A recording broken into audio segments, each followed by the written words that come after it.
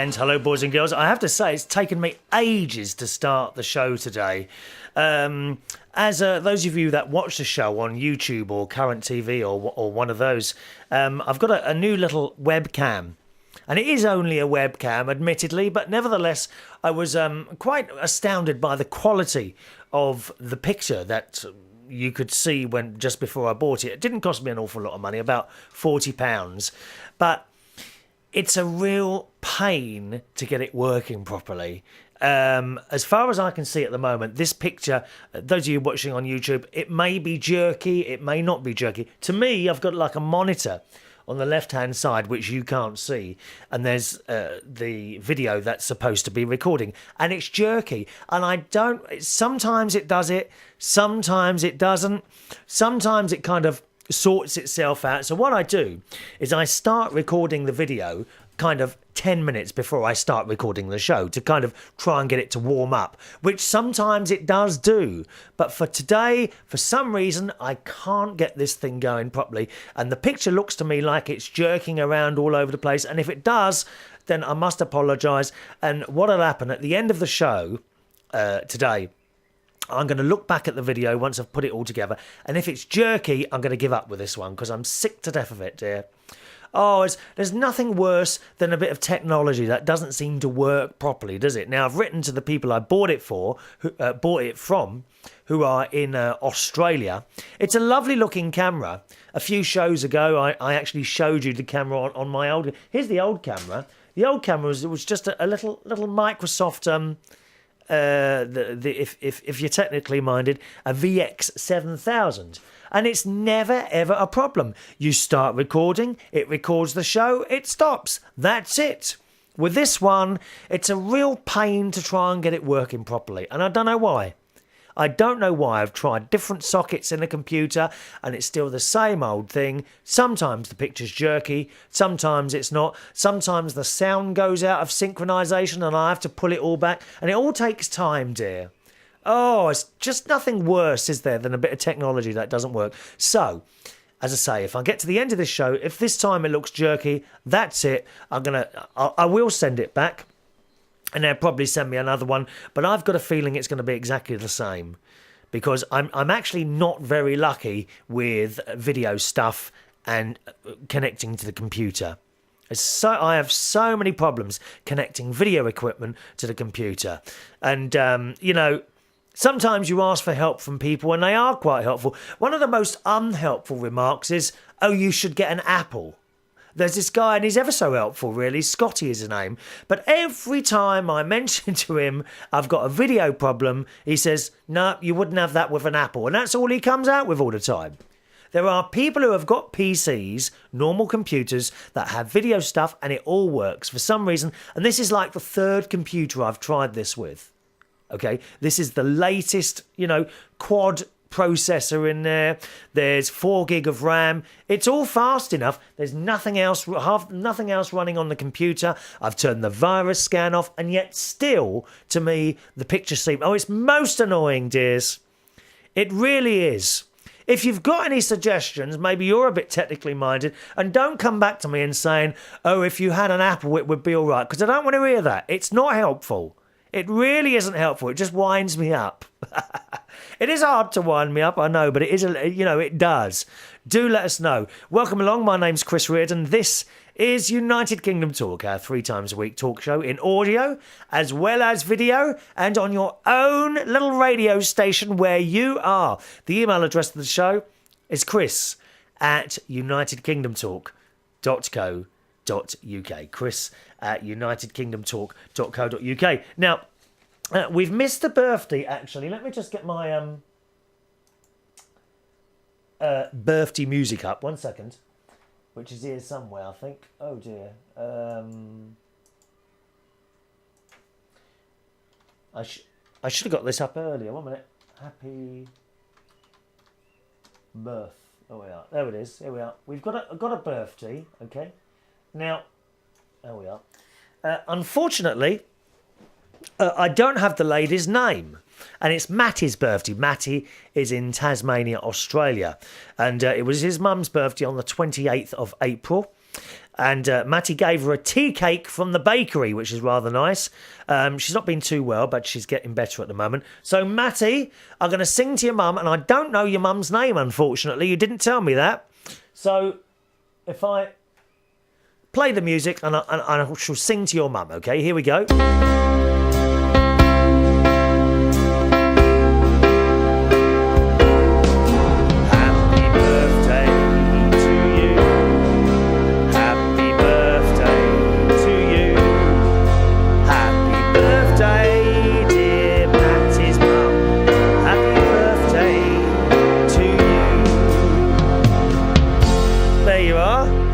Be an idea. I'm always happy to sing happy birthday to people, but it might be an idea if you actually put their names on the emails.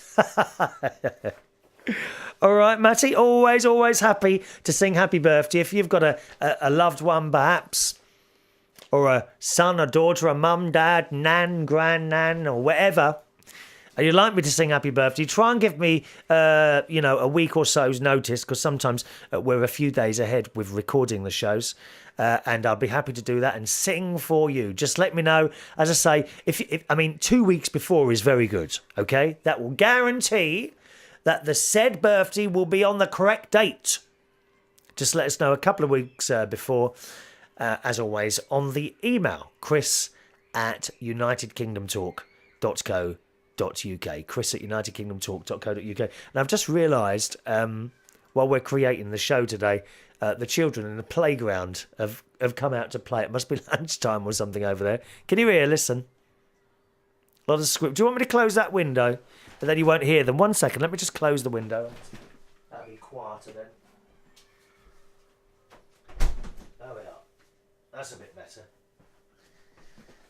It's a bit of a cheek, isn't it? Interrupting us while we're having a chin wag together 3 times a week. Right. What have we got today then? Yes, that's the camera thing. Very annoyed about that, because when it's working, it's a really good picture. That's the sad thing about it. Another friend mentioned to me that I really ought to invest in a proper camcorder. The thing is with camcorders, and I mentioned this before, you can't find one with an external audio in, like a line in. I can't find one of those anywhere. You used to be able to get them, but they all now got microphones on the front of the camera, which is no good for me. You won't get the quality sound that you're getting now, you see. That's the trouble on the video show. So what one would have to do is record the picture on the camera, record the sound on the computer, and then match the two up so that they're in synchronization. But that's extra work, and it takes a while to do it. And I'm not convinced that spending that sort of money. I mean, it would. I mean, I say it's. I mean, it is a lot of money, but it's not. I mean, a good quality camcorder would set me back about £250. Okay, if it's sorted out, the picture side of things, I'd be sort of reasonably happy to pay that. But it's the extra time involved with marrying everything up, and I'm not sure how it all works with the computer and all that. And I just find the whole video thing very, very confusing. But I enjoy doing it. It's funny, actually, before I started doing this show in video as well as radio, I used to come in here sometimes. I mean, it's been over a year ago since we've been doing video as well. But sometimes I would come in here in my dressing gown. Yeah, when we were only on audio. No hair washed or anything. Oh, I looked a right tramp. What do you mean I look a tramp now? How rude are you? It's a liberty, that's what it is. Eh? I try and dress nicely and cleanly for you. And talking of keeping clean, very, very important at the moment, with this ever-worrying increase of a very nasty flu. I mean, it really is. People are still joking about this. I don't get it. They're like saying to me, why are you worrying about it? You know, there's nothing you can do. Well, I don't know, is there? Is there something we can do? Now, they say that the paper, like surgical face masks that you can buy, apparently they're pretty useless. So I heard. I mean, you're not sure who to believe, are you? Because I suppose governments of the world, they don't want everyone to panic, do they? So they're not going to say, yeah, this is deadly, you're probably going to die from it. Well, they're not, are they? Because they don't want you to panic. On the other hand, they're telling us, a lot of the governments, that the masks actually don't do much for you. I find it very, very frightening. I really do. And it's slowly spreading. We're watching this thing slowly spreading. What I don't understand, right, is that, of course, now you can't contain it now. It's out there. Why on earth? And, this is no disrespect to the people of Mexico, okay, which is where it started. Why on earth didn't they close the country until it was all sorted out? Do you see what I'm saying? They could have, as soon as they knew it was happening, they should have closed the borders with that country, not let anyone in or anyone out. And that would have contained it. Not very nice for the people of Mexico, but is it not a solution to the problem? No planes in or out, no boats in or out. That's it. Keep it closed. And surely that would have contained it, and no one else would have got it. Except for those people who already had it out, and then they could have contained those in hospitals until they got better, or whatever. I have to say, whatever, that they might have died. But surely, that's a bit controversial, that is. Is it not better to have like a few people die rather than millions and millions? I just don't understand why they couldn't have closed the country, so to speak. I don't get it. I just don't get it. Now, this flu apparently can be caught by you breathing in someone sneezing or coughing or touching someone. But is it as simple as not breathing in someone's fumes, so to speak, from their mouths? Is it as simple as that? Is it as simple as washing your hands all the time? I can't believe that. What if someone has got the flu unknowingly, because you don't have to show symptoms, do you? That's the thing. Okay? You could be, or I could be carrying it now and not showing any symptoms, walking around talking to people like that. Oh, I'm sorry, I coughed. For all I know, that might be flu stuff coming out of my mouth, going into their nose, infecting them, and so it goes on. But what about food, for example, and touching things? Okay, say I've got it and I cough in my hand, right? And then I go in the supermarket and I'm on the checkout and I'm putting the things, putting the things on that conveyor belt thing, and I touch the belt. Does the flu virus then live on the belt? So the next person that comes along and does it, and he touches the belt or she touches the belt and she's got it as well. Is it transmitted like that? You don't know who to believe, do you?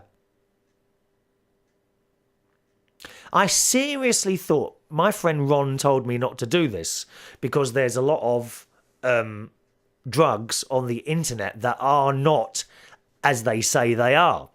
But I seriously considered purchasing some of that Tamiflu stuff.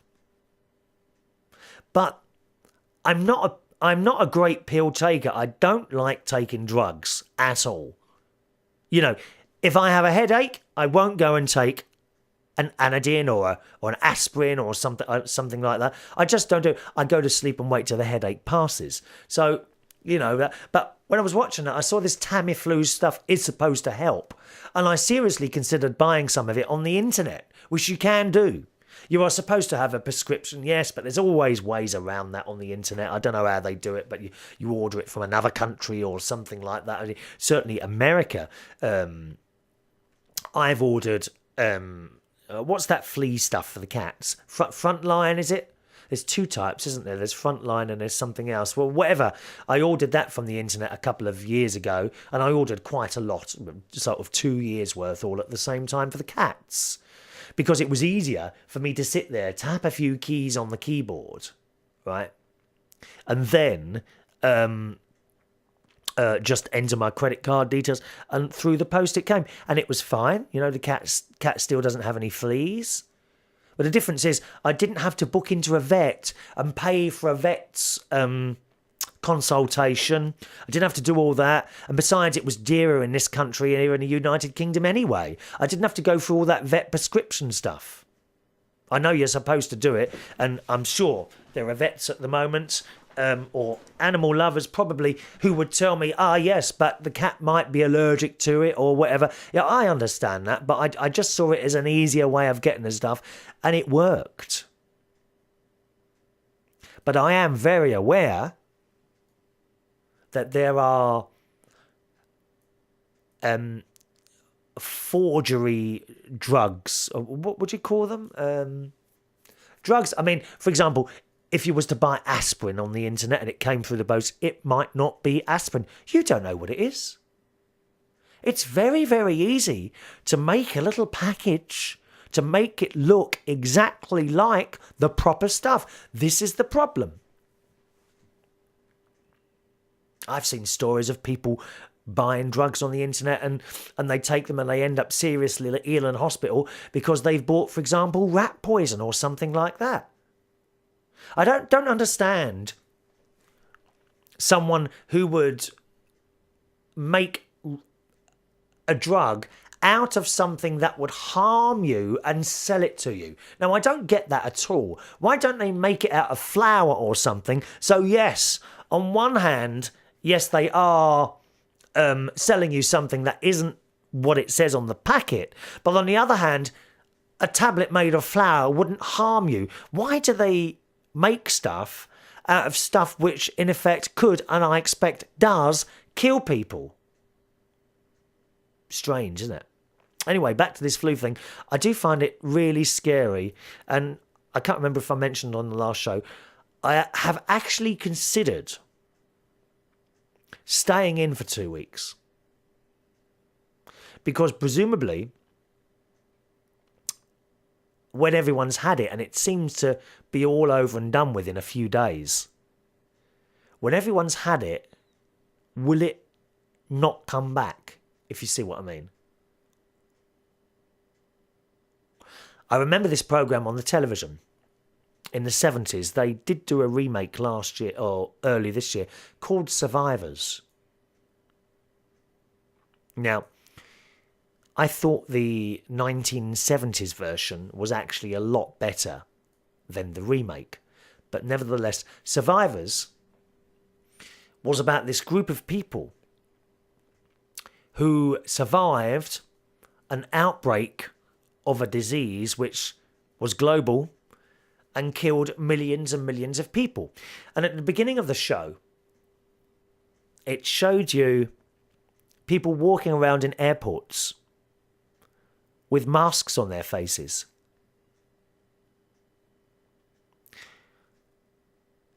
And I have seen that now in news programs only today in Mexico. My mate who lives in an area of London called Greenwich said he's seen a couple of people walking around in the shops with face masks on. Now, do we laugh at that? Or do we think that's quite sensible? Secretly, wouldn't you like, from now on until this is all over, wouldn't you like to wear a face mask? But actually, you feel a little bit silly doing it. I have to say I would. I'd like to go out and get a face mask now. And whenever I leave the house or leave my area and I'm going in places where there are lots of people, I'd like to have that face mask on. But I feel a bit silly walking around like that. People would laugh. But we don't know how serious this flu is. How would it be if, because of that face mask, those people that were laughing at you are now dead and you're alive? Kind of throws a different light on it, really, doesn't it? I don't want to be scaring you here or anything, but I don't know. It's very, very scary. And interestingly enough, another little article I saw in some of the news on the internet. Actually, I know the internet is not always the best place for information, but there you go. And that is people who have weakened immune systems for whatever reason are actually no worse off than people with normal immune systems, because no one has any antibodies towards this particular virus. So we're all in the same boat here.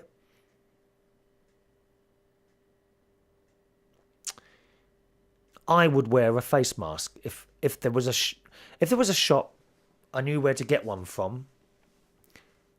I probably would start wearing a face mask now. And yet, even though I'd heard that they're not that good, I would try it. But like you, perhaps, I think I'd feel a bit silly walking around like that, especially if you're the only one. But I have a feeling that very shortly we're going to see a lot of people walking around with these masks on. Will it help? I don't know. But is it better to try something than not at all? Are you scared by this oncoming flu epidemic? Or is it a pandemic, I think they call it now? Is that worrying you at all? Probably. Like me, you're sitting there at the moment thinking, oh, I feel all right. I'm not sneezing, I'm not coughing, I don't feel ill, I'm not tired, I haven't got a headache, I haven't got a runny nose, I haven't got a sore throat. I'll be all right. But let me take you back to that last time you weren't too well. How quickly something seems to take hold.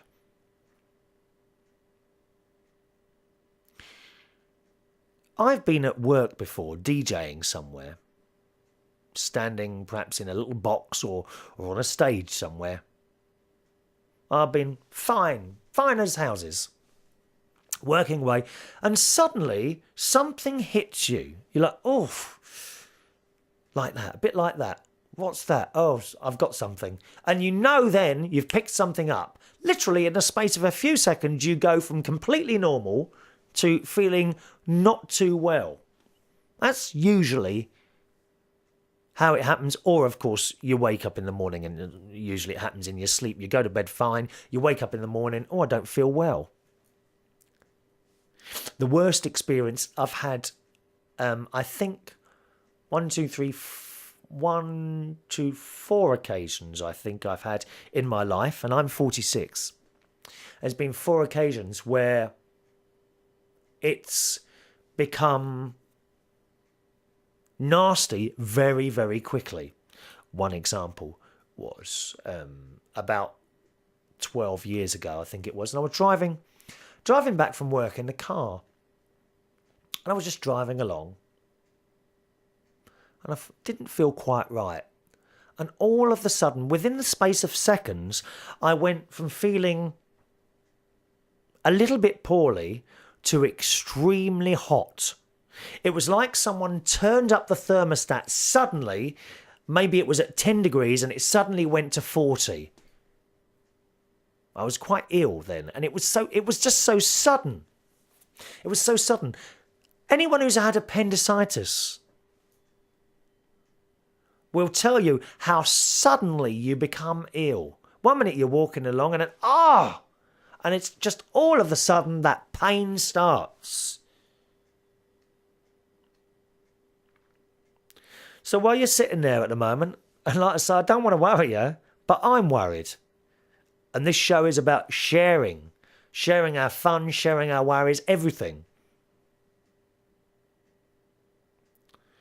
But while you're sitting there thinking, no, I feel all right, I'll be all right. That's the thing, isn't it? It happens so quickly. It'll slap you down and you suddenly realise, oh dear. Very, very worrying. Yes, I know. We've heard of people who've got over it. We have heard of people get over it, quite a few. we've also heard of people who haven't got over it, especially in Mexico for some reason. Why there have so many people died in comparison to everywhere else? Some people said, well, it's the hygienic conditions there, it's the way people live. I don't know. I don't know. I wouldn't know. I'm not Mexican. Your thoughts on that, please.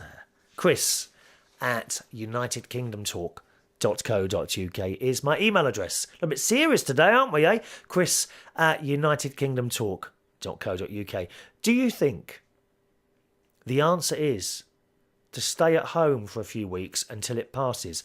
Are you prepared to do that? Interestingly enough, a lot of the people who died are this time not old people, not little children, but fit people between the ages of 30 and 50. That includes me. Fit people. So presumably, elderly people perhaps who don't go out for a change are at an advantage here. My friend Joy in Acton, she hardly goes out of the house, but she does do some voluntary work at the hospital, don't you, Joy? Regular listener and viewer to the show, my mate Joy in Acton. And I wonder, those people who don't go out of the house, and there are a few around, probably one or two who listen or watch the show, you're probably at an advantage to everyone else at the moment. The only thing is, beware of the people that deliver your groceries. I suppose you could come to the front door in one of those plastic bubbles or something like that, couldn't you? I think we must all be very careful. And yes, keep washing those hands. And don't kiss anyone. And last night at work, one of the bar staff, one of the young ladies there, Charlotte, lovely girl. She came over and she said, hello, Chris, and tried to kiss me on the cheek. And I said, don't kiss me. And she was like, what's wrong? I said, flu, don't kiss anyone. Have I taken it a bit too far already, do you think? And then some bloke later on in the night came up and shook my hand because he'd had a good night. And I went straight and washed my hands. I went straight to the sink and washed my hands. Am I being too careful here? I mean, you know, poor Charlotte, and she's a lovely girl. It was almost, I felt, the point of rudeness was, don't kiss me. Don't kiss me. Why not? Flu. And she said, look, he won't kiss anyone. And everyone's laughing. You can tell I'm not joking this time. I am very scared of this flu. But have I taken it too far? Should I be washing my hands every hour? Does that even make a blooming difference? Like people kissing me. I've never liked that. People you don't know come up and kiss you.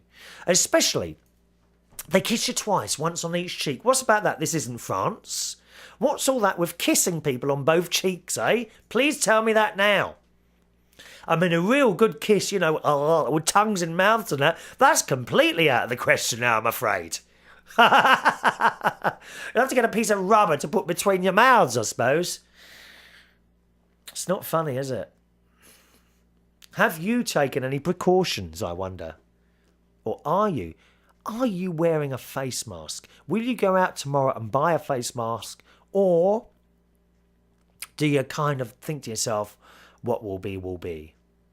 Is there anything we can actually do? Will you stay in your home if this gets too bad and you haven't got it? Okay, if you do pick it up, one would assume that you have to stay at home anyway because you'll be so ill.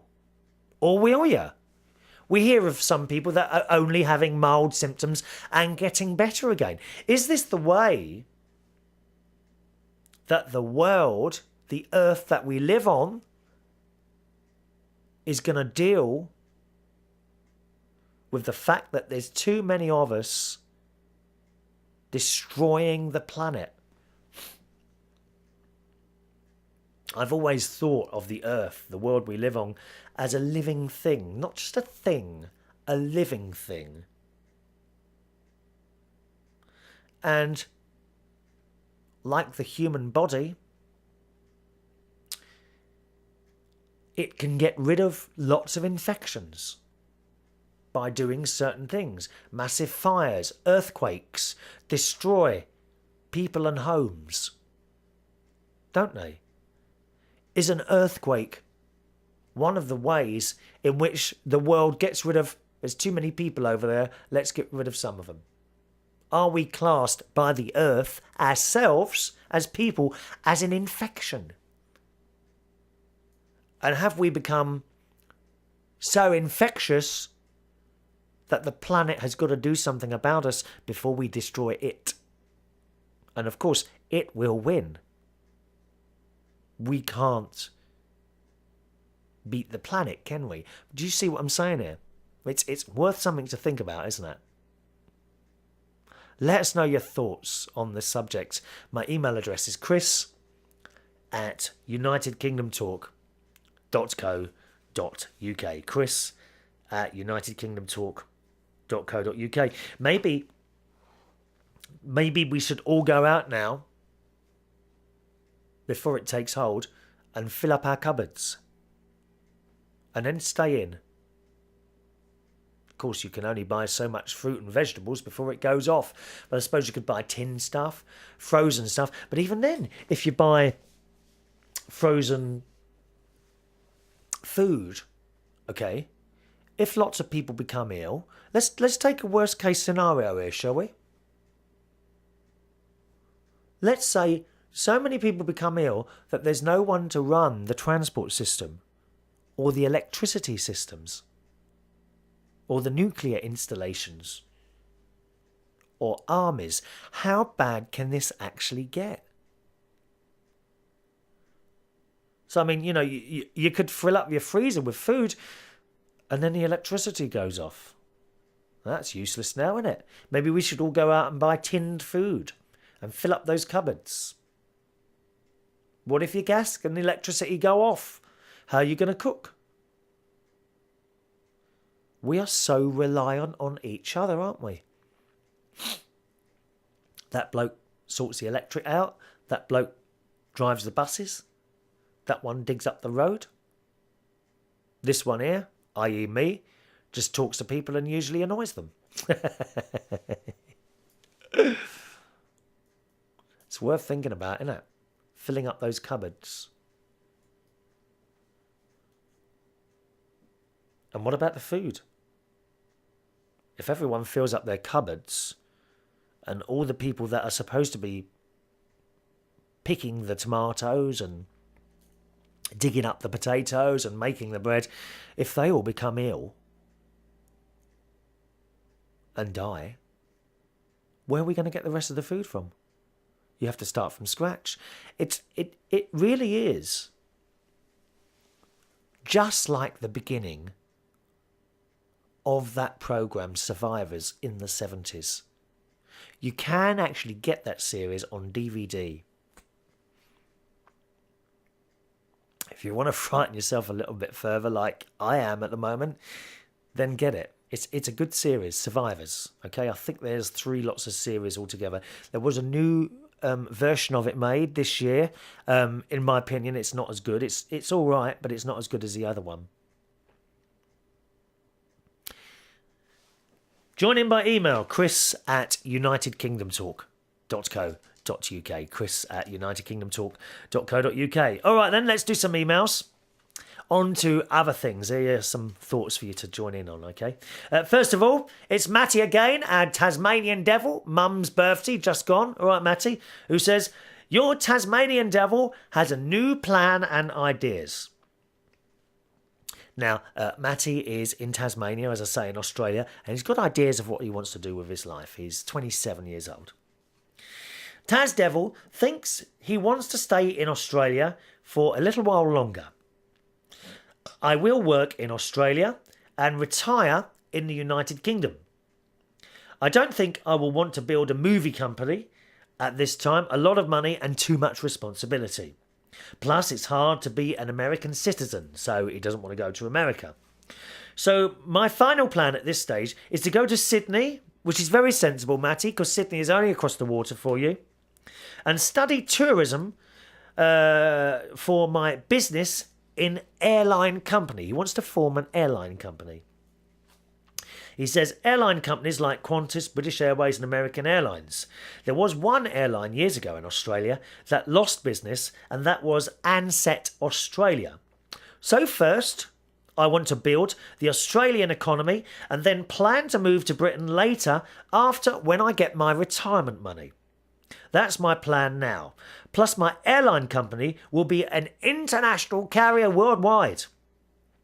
Like I want to promote tourism to Australia first, as that it is easier because I'm already an Australian citizen. But when I come close to say about 30 years' time, after that I guess I will retire to Britain. Yeah, I think you're going too far ahead there, Massey. You're almost wishing your life away.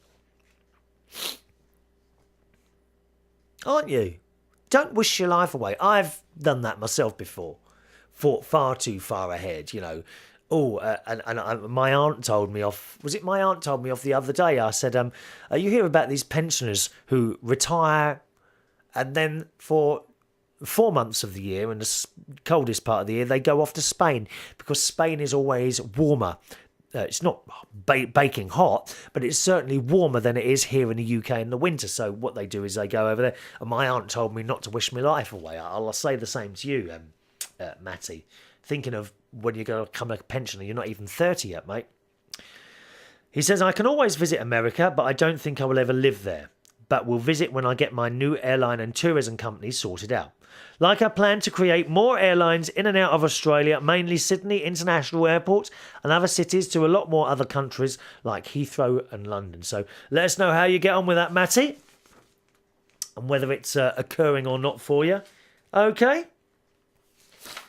Onwards. Let me see where we're going now. Now this is from Roger. Hello, Roger. Now, I'm a little bit perplexed by this email because I'm not quite sure what you're saying here. You did send it at the beginning of April, I know. And he says, Dear Christopher. Christopher, oh. It's only my mum used to call me that. Dear Christopher, hi, I hope this finds you well.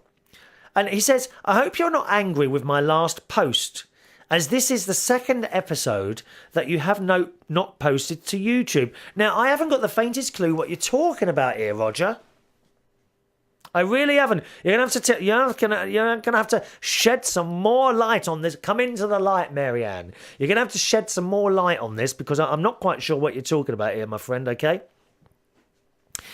He says, please find it in your heart to submit another video. I don't know what you mean. Thanks for posting the pictures of you. Happy Easter on Facebook. Yours till Niagara Falls, Roger from Massachusetts. Pilgrim country. And he says, what do you mean about I post 3 videos a week to YouTube. I haven't missed any out. I don't know what you're saying here, mate. And he says, for the love of Pete, Barack is announced as Barack, not Barack. Smiling, hope you are too, RS. So it's Barack Obama. Is that it? I'm sorry, you know what, you can't get it. You speak American, I speak English, right? It's tomato, not tomate or whatever it is. Tomato. Say tomato. Come on, say it properly. Tomato. A little bit of differences between the older American and English languages sometimes, isn't there, eh? Right. Now, you remember, we are giving away, someone is going to win the prize today of the 39 organic tea bags and the Bingay mug, which I shall be sending off to someone. And here is, we've already had one entrant from Jasper Smarty Pants III, who is footman to His Majesty Robert the Viking. We read this a couple of shows ago. And it says, I feel that I should place my request for the tea bags and the mug. I do this in the name of His Royal Big Chops, Robert the Viking, King of the Elves, and all-round good guy. So there's one entrant. Another entrant here from CW in Australia, another Australian friend. And CW writes, my feet smell of Vegemite and breath of the cat's litter tray. I need calming tea to help me through the day. Chris from Victoria, Australia. So I'll put that one there as well, Chris. Okay, another entrance for the prize of the tea bags and the United Kingdom Talk stroke Bingay mug. And we might have another prize here. Look, from Susan, our cat lover in the States. Chris, I have a box of tea bags you can add to your giveaway. Mine are Earl Grey organic decaffeinated. Okay, that's what we're giving away. Some decaffeinated tea bags that I bought a few weeks ago now, and I really don't like them. Organic decaffeinated tea. I hate them. I don't taste nice to me at all. Tea is a very it's a funny thing. It's a bit like coffee. Lots of different flavours. I just like the English breakfast. I have now found a decaffeinated tea that I like. Sainsbury's Red Label, which is quite nice. So that's what I'm drinking at the moment. But this other box, which is downstairs at the moment, not really keen on those. So we're giving those away with a mug. Susan's got Earl Grey organic. Earl Grey tea, Susan? Oh, I don't like that at all. It smells of a perfume, doesn't it? It's got really that Earl Grey tea. It just doesn't taste nice to me at all. She says, I suggest you don't buy these either, because she doesn't like them either. She says, no matter how long I leave the tea bag in the cup, the tea still tastes watered down. I'm still searching for a good brand of decaffeinated tea. Let me know if you can find one. Well, I think I have, Susan, the Sainsbury's Red Label decaffeinated tea. I tell you what, Susan, you know, you've sent me lots of things in the past. You send me your address, okay? And I will send you, by return post, a little box of Sainsbury's Red Label decaffeinated tea bags. All right? Have you got a mug? I can't remember if you've got a mug or not, Susan. Do let me know.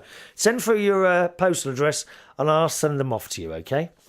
Now, I think they were the only entrance for the tea bags. Let me see here. Oh, let me just double check. I think they were anyway. 1 second.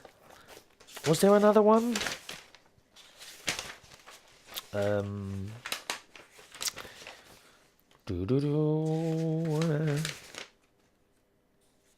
No, I think that was the only one there, yeah. Right. No, they were the only entrance. So I'll tell you what we'll do. Robert, have you got a United Kingdom Talk bingo mug? And CW, have you got a United Kingdom Talk bingo mug? If you haven't, I will send you both one, okay? Because there's a couple left over now. Or would you have... I think I've got a couple of mouse mats as well, you know. I won't do that one now because we're safe on. I think there's about 3 left. I found those on a shelf when I was clearing up the studio. Okay, so we might give those away in a few weeks' time as well. But CW and Robert, if you don't have a Bingay mug, I can't remember who's got them and who hasn't, Bingay United Kingdom Talk mug, then email me your postal address and I'll put one in the post for you. But who's going to get the organic tea bags? That's the question. Right, then 3 emails here. Who entered the competition? Who's going to get it? So how am I going to choose this? Oh, I'll tell you what I'll do. I'll screw them all up, right? Screw them all up. Like that. We're going to throw them up in the air. How am I going to do this? Oh, hang on. No, I won't know whose is whose now, will I? No, right. We need a box. I've got a box somewhere. Oh, I know. Just a minute. Waste paper bin. Just a minute.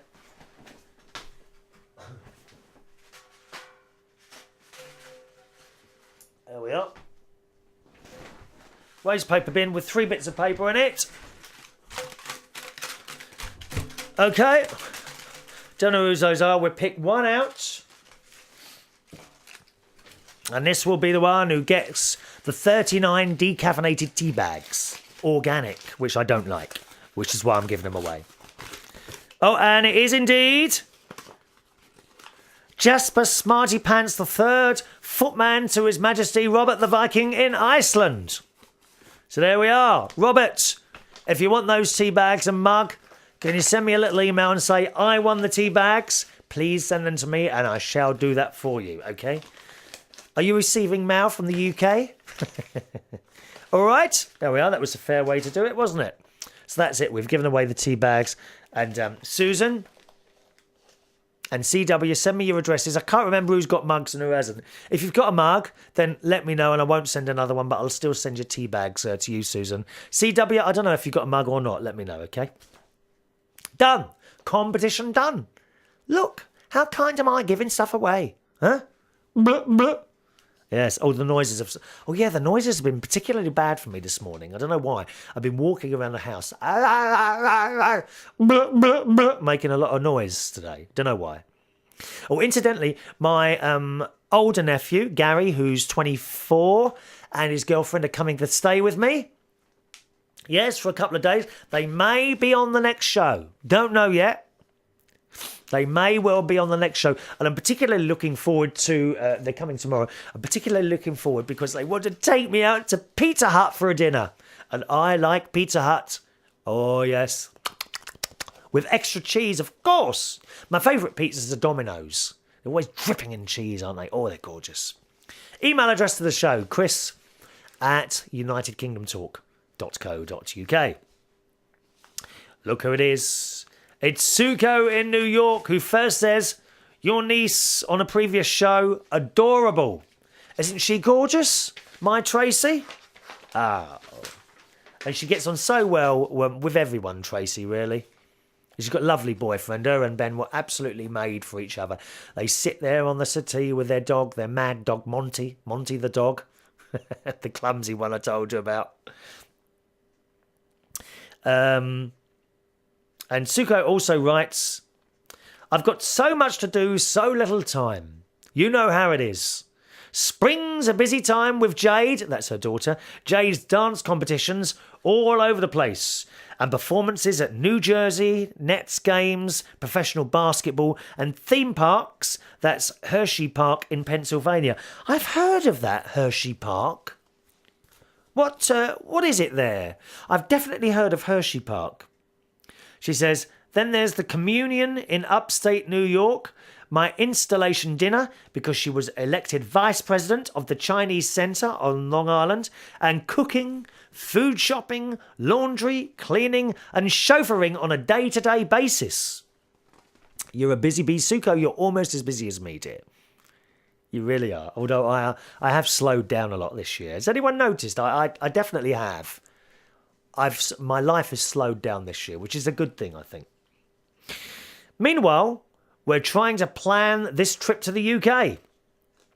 This week, Jade, her daughter, is on spring break, so we have to keep her busy. Saw a new Broadway show yesterday, shopping at the Mall today, Little Mermaid on Broadway tomorrow. Oh, I love that. Little Mermaid. Now, what's the song that I particularly like from there? And it's got, who's that horrible witch thing? And is it Medusa? What's her name? The one with all the things coming out of her head. Oh, what's her name? Little Mermaid. There's a song and I can't get it in my head. Oh, I love that. I love all those cartoon Disney things, Suko. I love it. She says, we got the Hannah Montana movie Wednesday and West Side Story on Broadway Thursday. Friday's free so far. Oh, perhaps I'll get a phone call then, Suko. Saturday, I organised a family day with my brothers and cousins to visit our cousin, is it Fran? I think Fran, who has been in a nursing home in New York City with multiple sclerosis for the past year and still thinks she's going home one day, which she isn't, which is a killer for me.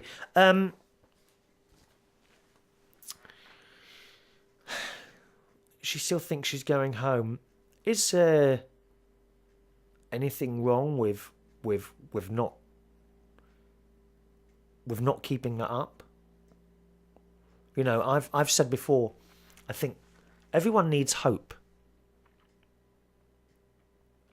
People who are dying in hospital, I would never tell someone you're going to be dead tomorrow. I mean, obviously not like that anyway, but you understand what I mean. I do not agree with telling people unless they absolutely want to know that they're going to die. And people with terrible, terrible diseases, I don't know what ones now, what could we use an example? I'll use the big C one if you want to, cancer. Or heart condition. Why do they have to be told that they've got 6 months left to live? Or maybe you'll live a week, maybe you'll live 10 years. Why do they have to be told that? Why can't encouragement be given instead? And so the hospital would treat someone, but they wouldn't actually tell them the full truth of what was going on. Not everyone wants to know that. And I do know certain doctors and nurses, they think it's someone's right to know whatever's wrong with them, which I do understand. I do understand that. But they seem to tell everyone. If I had something really, really terrible with me, I'd want to go to the doctor and for him to say, oh, okay, well, you've got something wrong. We're going to put you on some treatment and that's it. And I would be happy to accept that. Wouldn't want to know any more. Maybe the thing to do is actually go in to a hospital or a doctor, and before you say anything out, look, doctor, I think there's something wrong. Please deal with it, but don't tell me what could happen. But you'd have to do that every blooming time, wouldn't you? Everyone needs hope. It's just wrong. But there are people who want to know. Religious people. Now, I am Roman Catholic. There are bits of my religion that I stick to. There are bits and you think, oh, I'm not so sure about that. But I wasn't as Catholic as my Nanny Ryan. She was down the church every morning for 10:30 Mass. St. Joseph's in Roehampton. And she was always praying. She was in and out of hospital, I think, a few times. And on the last time she was in hospital, I remember going to see her on my own. This would have been a long time ago now, probably about 20 years. And she was holding my hand and she looked over at me. She says, when am I going to die?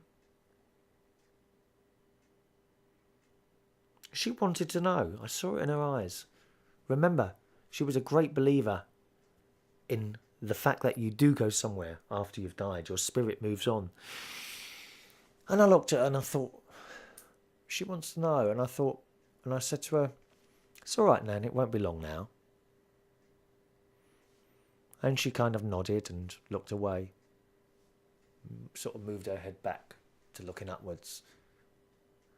And she seemed to me very content with that. So there is a case of perhaps telling someone. But other times, people don't want to know. I wouldn't want to know. I really wouldn't. So when you go to a doctor, I think it's not just about trying to make you better. It's about encouragement as well and giving people hope. You've got to give people hope. What do you think of that? Do you think if you go to a doctor, oh dear, yes, you've got whatever, you've got this, I'll give you 2 years. Do you want to know that? Do you want to know that?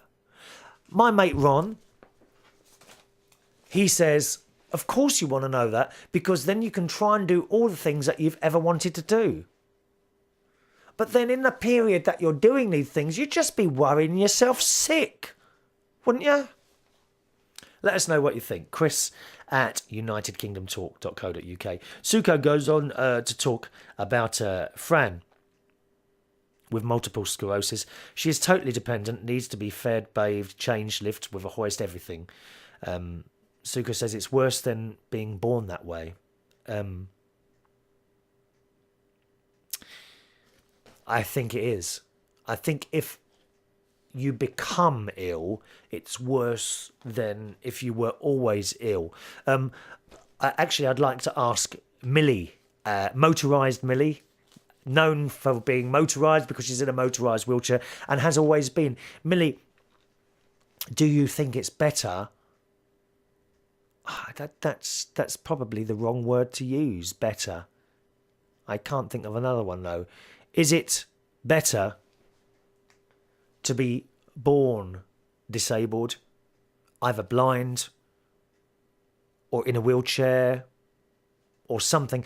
Is it better to be born that way than to become that way? Because one has never known anything else. What do you think of that one, Millie? Let us know your views, okay? Or anyone else, indeed. Chris at unitedkingdomtalk.co.uk. Suko says she's the sweetest, most undemanding person I know. I love her so much it breaks my heart. She goes on to say, now aren't you sorry you asked what's going in the world of Suko? It's not all bad though. Jerry and I are so proud of our beautiful daughter and all the trappings, and there's worse things in life than going to see Broadway shows, and I do love to be with my family. If only I had a maid, life would be perfect. Well, maybe I could be your maid, Suko. I have once and twice dressed up in a little French maid's outfit, only for cash, of course. That's it for the show today. As always, thanks very much for joining us. Do join in by email, chris@unitedkingdomtalk.co.uk. chris@unitedkingdomtalk.co.uk. See you on the next show. Bye-bye now.